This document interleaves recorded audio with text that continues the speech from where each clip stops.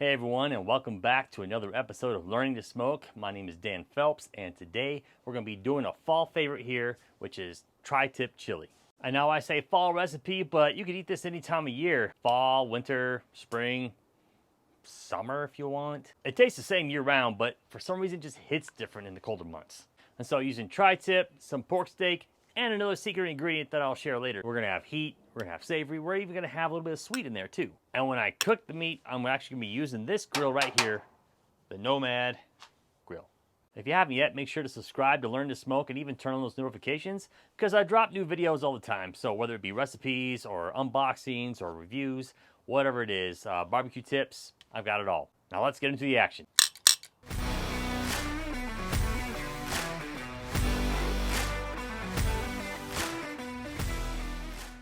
To start out with this tasty tri-tip chili recipe, I'm going to be busting out this Nomad grill. This Nomad grill is like a briefcase that's about 20-something pounds and has two sides that you can cook on. Use one side here to fire up the coals.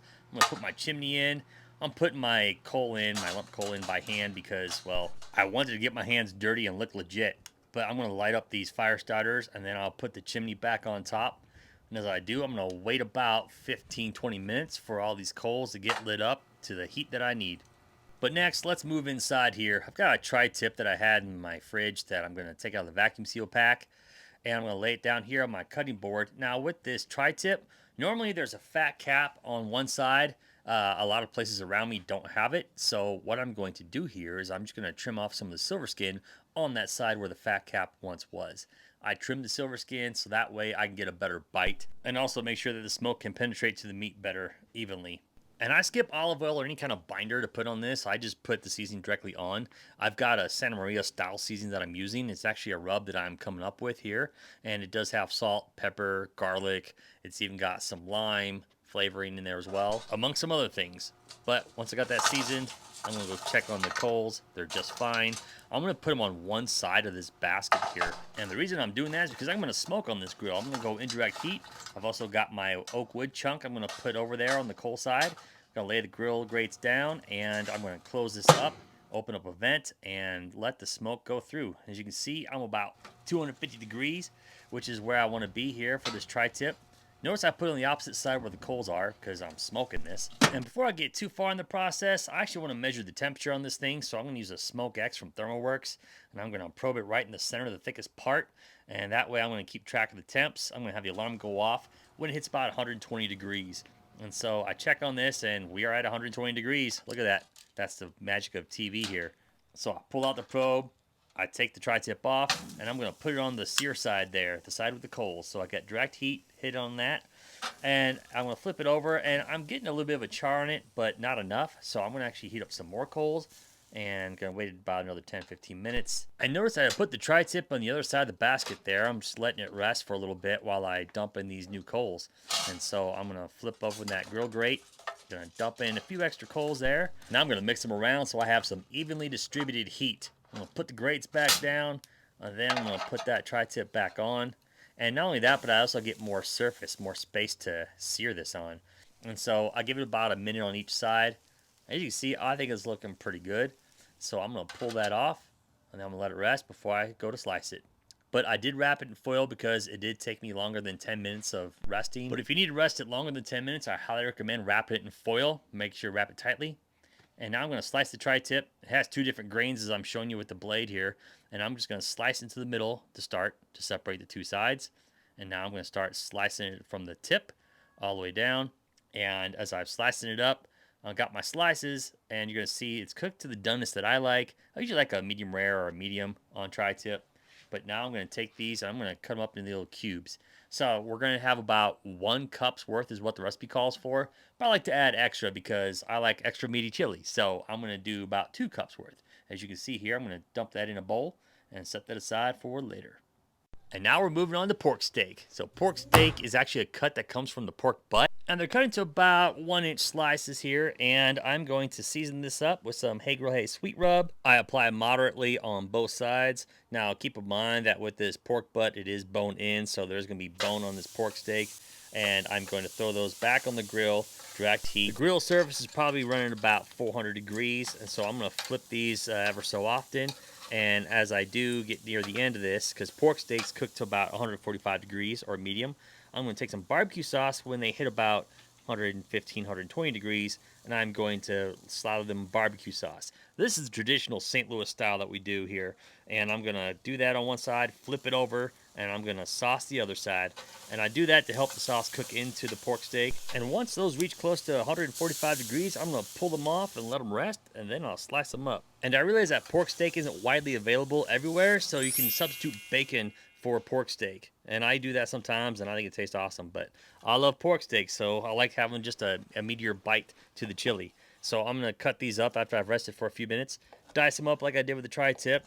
I'm going to set aside about a cup of this, and I'm going to set that aside for later so I can get the chili going.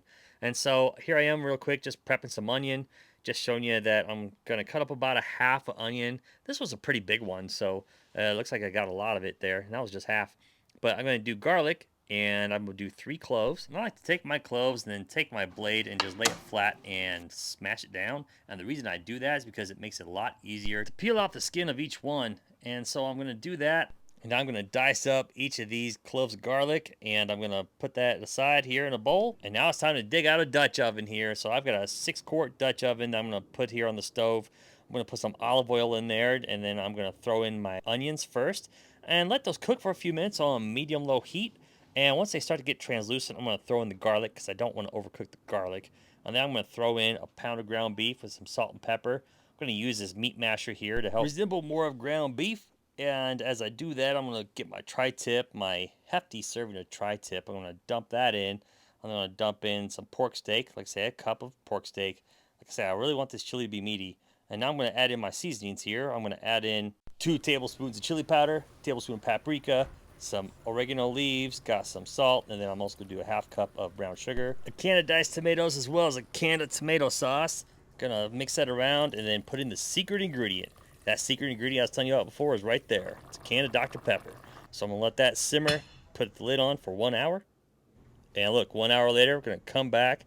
And here's where it gets controversial. I'm gonna put it in a can of kidney beans that have been rinsed and drained. Now, kidney beans are optional here, but I'm gonna put that in, cover it up for another 30 minutes. And at this point, it's done, but I'm gonna let it sit uncovered for a little bit to let it thicken. And would you look at that chili? Does that not look so good to you? I'm going to put that in a bowl and do my taste test in a minute, but know you can find this recipe at learningtosmoke.com. Okay, now that we've smoked, seared, grilled, simmered, all the above, it's time to finally try that tasty tri-tip chili. Tongs down. Got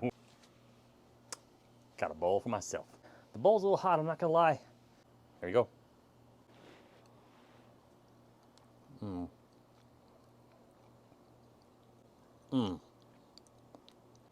Comforting as a mother's love or a father's love, whichever parent you love the most. What I love about it is that it's definitely meaty. I mean, you got 3 types of meat. You got tri-tip, pork steak, and ground beef all in here. It's even got some of that sweet flavor that you start to taste a little bit off the bat. It's a savory sweet blend, and then after a few seconds the heat starts to kick in, so that way you get all 3 of those flavors. It's awesome. I've got the kidney beans in here, and honestly, take the beans out if you don't want them. You don't need to have a war about this. I mean, a lot of people debate beans, no beans in chili. Does it belong? Do beans belong in chili? Do they not? It doesn't matter. Do what you want to do. Just make it all meat and some tomatoes. Problem solved. And you can find this recipe at learningtosmoke.com. That's my website, so give it a shot. Check it out. Try the recipe and let me know what you think. In the meantime, this is Dan Phelps signing off. May your days be filled with good times, good friends, and good barbecue. I know I say fall recipe, but you could eat this any time of year. Let's see what that tasty old smoked tri-tip chili is all about. Chili time is the best time. Why are you still watching? Show's over. Go.